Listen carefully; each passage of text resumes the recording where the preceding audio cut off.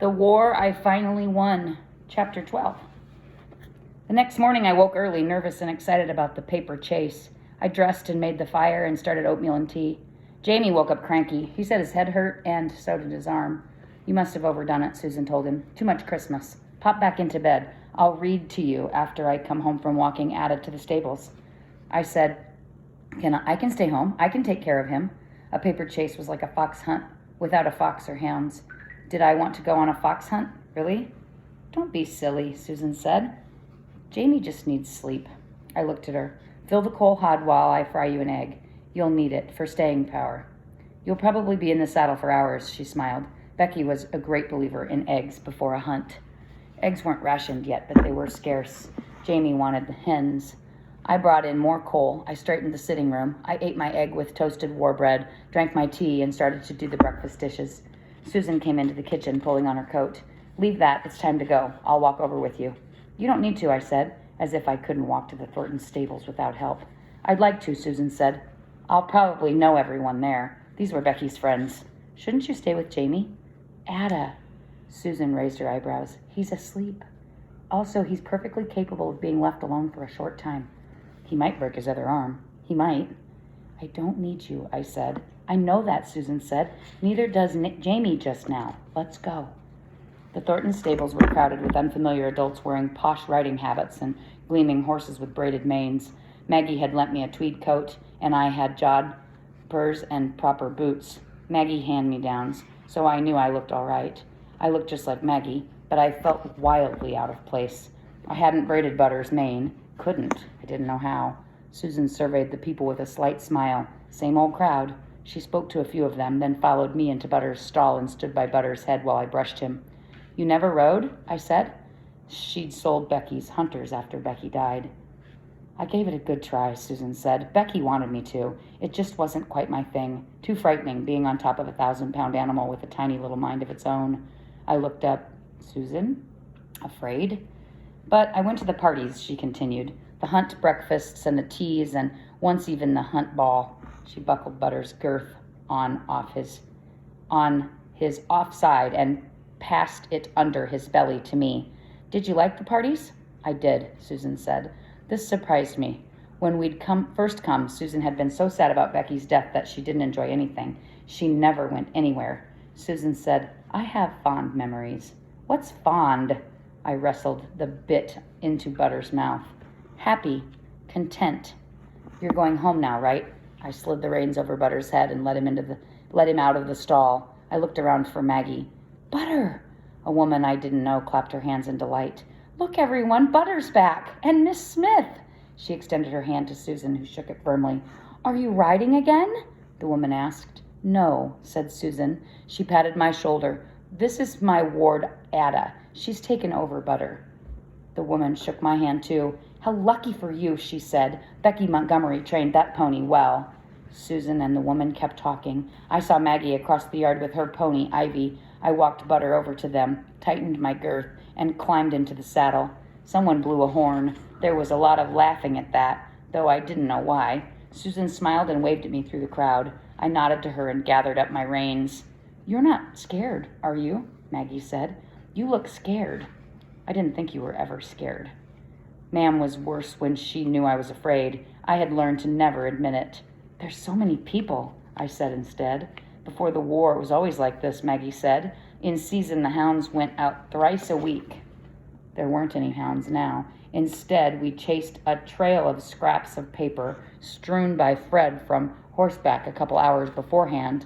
Lord Thornton led the way. Maggie and I held our ponies until the field cleared. As juniors, we had to ride in the rear. The galloping horses made Butter wild. He wanted to race. I held him tighter while he fought me, snatching at the bit. Sweat streaked his sides. I braced my hands against his neck. Stop it! Stop it! I said to him. You idiot! Behave!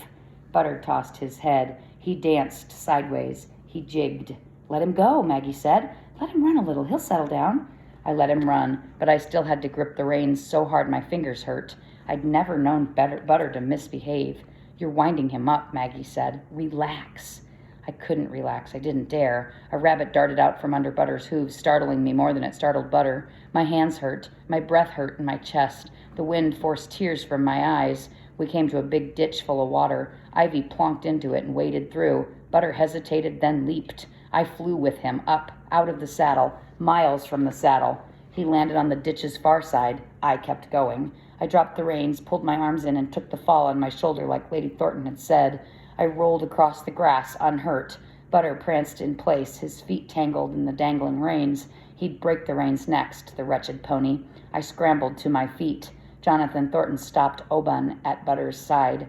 "Easy," he said to Butter. To me, he said, "Are you all right?" I nodded. I could feel my face flame. It had been months since I'd last fallen off, since before the hospital. Jonathan dismounted. He untangled Butter and offered me a leg up. "I can do it myself," I said. "Of course you can," he agreed. "I'm just trying to act like the gentleman." I didn't mean to be prickly at him. "I'm sorry." I let him toss me back onto Butter's saddle. "Don't be," he said. "We don't call it the Champagne Ditch for nothing." Nope, yep, Champagne Ditch for nothing. I didn't know what he meant. That ditch is famous for getting people off. And if you fall off during a hunt, you have to buy a bottle of champagne for the masters. He grinned. "Don't worry, I don't think the paper chase counts. Besides, you're a little young for champagne."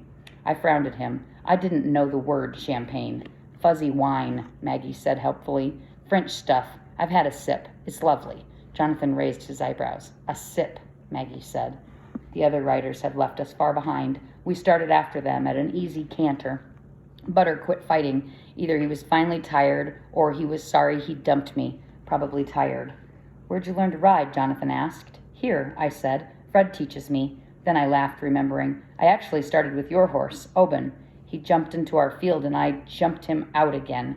Jonathan stared. "That was you?" "That was me," I said. It had been the day I first met Maggie, the day she whacked her head. "But Mum said that was an evacuee," Jonathan said. "A lame little girl from the slums. She made it sound like an accident. You weren't killed." "It probably was an accident. I didn't know anything," I added. "I'm not lame." "I see that," Jonathan said. "I was never lame," I said. Maggie frowned at me but didn't say anything. Neither did Jonathan. "Your horse is lovely," I said, to fill the odd silence. Jonathan grinned. "My sister despises him." "I know," I said, "but I love him. He didn't dump me when he could have, and he's beautiful." Oban had a grace and elegance Butter could never touch. It was like the difference between the Honorable Margaret Thornton and me. We cantered on, jumping a stile and then another smaller ditch. Butter had settled, and I felt safer riding between Jonathan and Maggie. "I have to go back to the airfield tomorrow," Jonathan said. "But next time I'm on leave, we'll ride out together, the two of you and me, just us three." "Do you mean that?" I asked. His brown eyes looked directly into mine. "Word of honor," he said.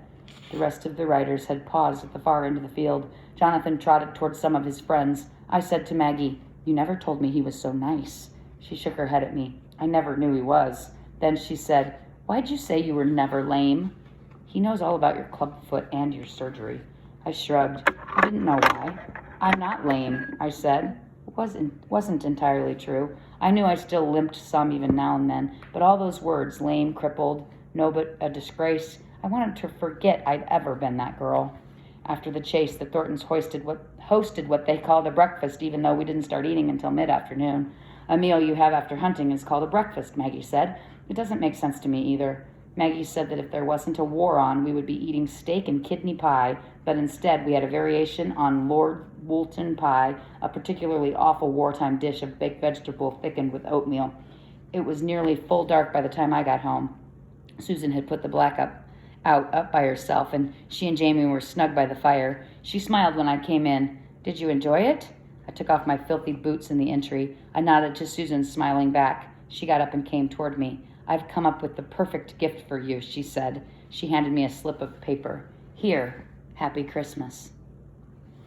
I padded into the room and pushed Jamie over so I could sit on the sofa. I unfolded Susan's paper. In large, clearly printed letters, it read, "Transfer of ownership, the pony named Butter, from Susan Elizabeth Smith to Ada Marie Smith, December 26, 1940.